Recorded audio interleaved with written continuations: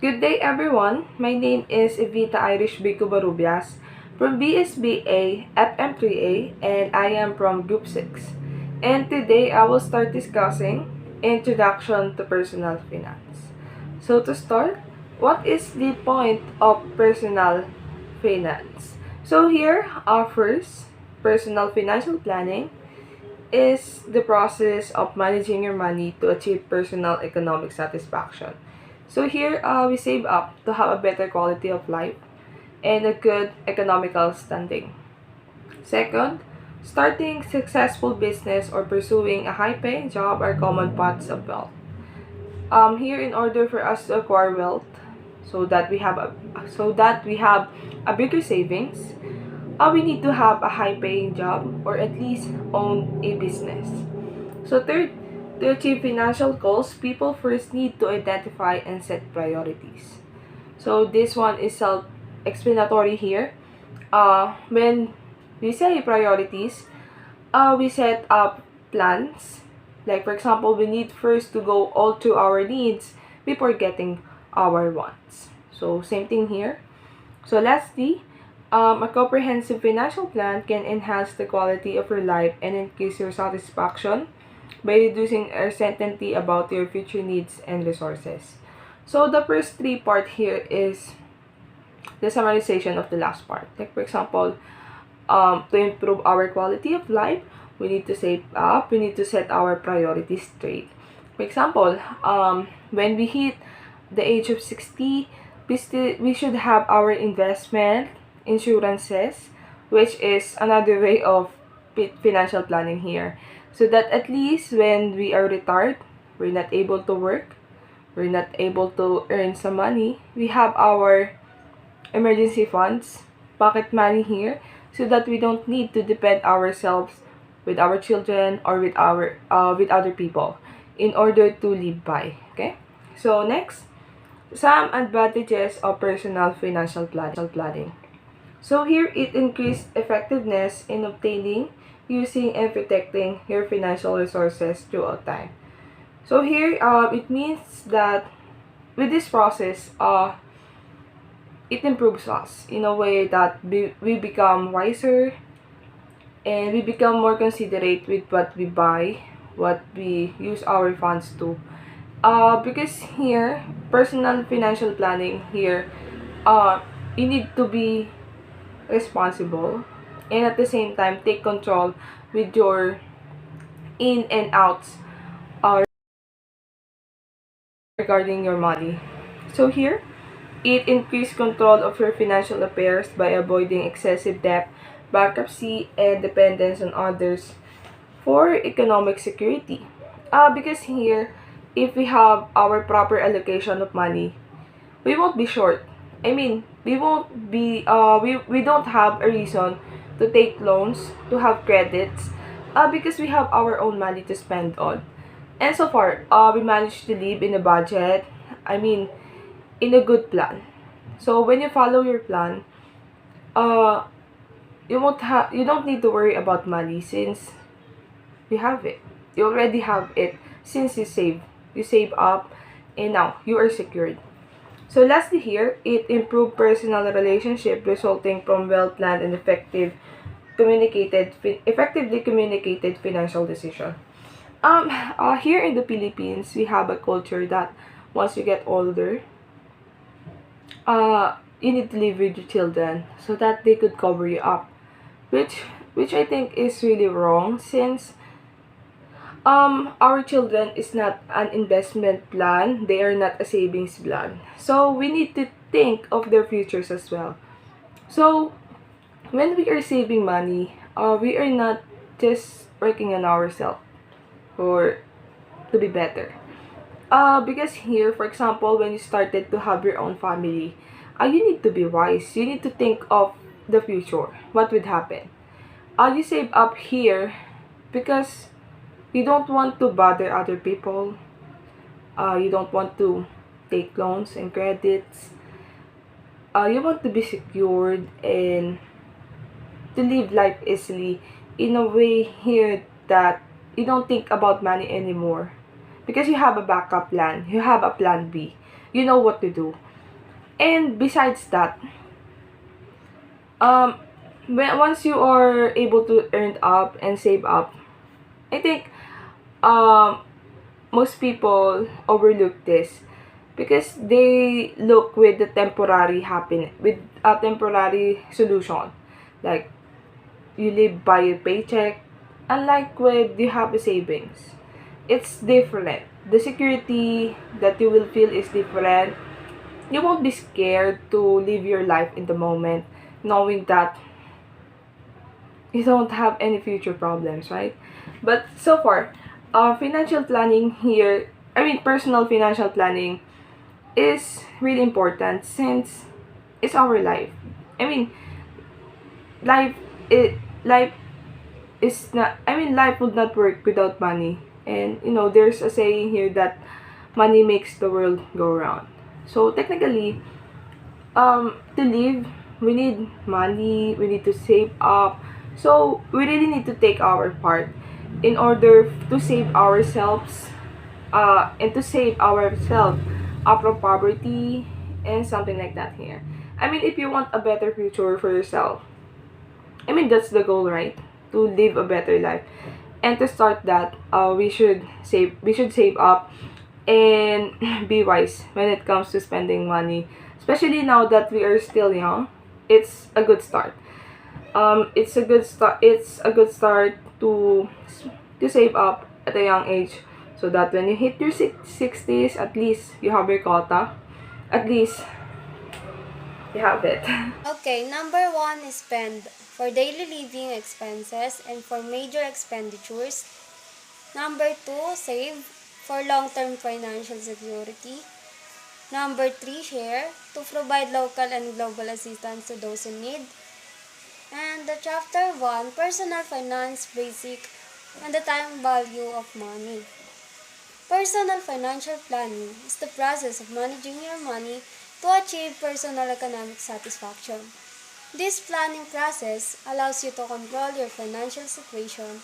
Every person's family or households has a unique financial position and any financial activity. Therefore, must also be carefully planned to meet specific needs and goals. And let's proceed to the financial planning process. The six financial planning process are: determine current financial institution. Number two, develop your financial goals. Number three, identify alternative course of action. Number four, evaluate alternatives.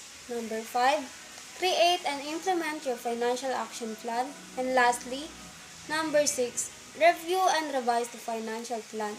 We'll tackle about the 6 steps of the financial planning process. Step 1. Determine your current financial situation. You will determine your current financial situation regarding your income, savings, living expenses, and debts. You will prepare a list of current assets and debts, balances, and amount spent for various items give you a foundation for financial planning activities. Next is step 2. Develop your financial goals. You should analyze your financial values and goals. Other people can influence goals for you. However, you must decide which goals are vital to financial planning. And next, step 3. Identify alternative courses of action. Developing alternative is crucial when making decisions, although many factors will influence the availability or available alternatives. Possible courses of action usually fall into these categories. First, continue the same course of action. You may determine that the amount you have saved each month is still appropriate. And next is expand the current situation. You may choose to save a larger amount each month. And third, change the current situation. You may decide to use a money market amount instead of a regular saving amount. And lastly, take a new course of action. You may decide to use your monthly savings budget to pay off credit card debts. Step 4. Evaluate your alternatives. You need to evaluate possible courses of action taking into considerations your life situation, personal values, and current economic conditions. You need to consider such things as how the agents of the dependents affect your saving goals, or how do you like to spend your leisure time? How will the changes of interest rates affect your financial situation? Consequences of choices. Every decision closes off alternatives. For example, a decision to invest in stock may mean you cannot take vacation. You need to consider the loss of opportunities that will result from your decision. Opportunity cost is what you give up upon making a choice. This cost is commonly referred to as trade-off decision. The resources that you give up, whether it is money or time, have a value that is lost. Evaluating risk or estimating the risk. Uncertainty is part of every decision. In other terms, doubt or lack of understanding is part of decision. Of course, when we are making decisions, sometimes we are not 100% surely about what we are thinking, if this one is correct or not. That's why we are doubting our decision. It says that the best way in considering the risk is to accumulate all the informations, the data of each experiences, or what we encounter to cope up and use in possessive financial planning. In the table shown, that is the aspect of evaluating risk. The first one is inflation risk. It included the rising and falling prices, then deciding whatever we buy of something. The second one is interest rate risk. It is somehow when we borrow or saving money. Changing of interest rates may affect the costs and the benefits of saving and investing something. The third one is income risk. Changes in consumer spending or increased use of technology may result in job loss. Individuals who are at risk of losing their jobs should save while they are still working. Next is personal risk, which is likely in income risk. The loss of a job may result from changes in consumer spending, expanded use of technology. Last is liquidity risk. Some investments and savings have the potential for higher returns. However, they may be more difficult to convert to cash or sell without suffering a significant loss in value. The step 5 is create and implement your financial action plan. Creating and implementing can be as simple as listing each goal and then listing a means of achieving the setting goals. Write down the things you want to achieve, developing the plan. Set a simple task list and also monitoring the plan.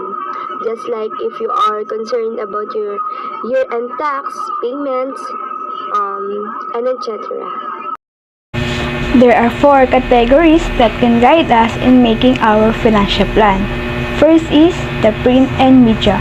Many posters which contain information about the opportunities on how to earn additional income that can be an alternative for us.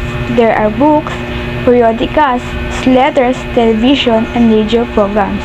In digital sources, this is where our use of technologies such as websites, blogs, phone apps, online videos, and social media. These sources are always used nowadays because there are so many influencers who can help us in making a financial plan. And as a user of these digital sources, we must be careful in choosing the information because false information or fake news has spread. In financial experts, this is a live opportunity for us because there are sponsored seminars or webinars that help us become wise entrepreneurs, such as financial advisors or planners who can provide guidance on financial planning. In the financial institution, these are the institutions that are formed to help those who want to start their financial planning, such as insurance companies that give lectures to the people they assist. Step 6. Review and revise your plan. Financial planning continues as you follow your plan. As you get older, your finances and needs will change. That means that your financial plan will have to change too. You should reevaluate and revise it every year as your life and financial situation changes. This is a circular process because when you revise and review your financial plan, you will again look at your current situation, reevaluate your goals, go through this whole process. And this circular process, this financial planning process will continue throughout your lifetime. And that's all. Thank you for listening.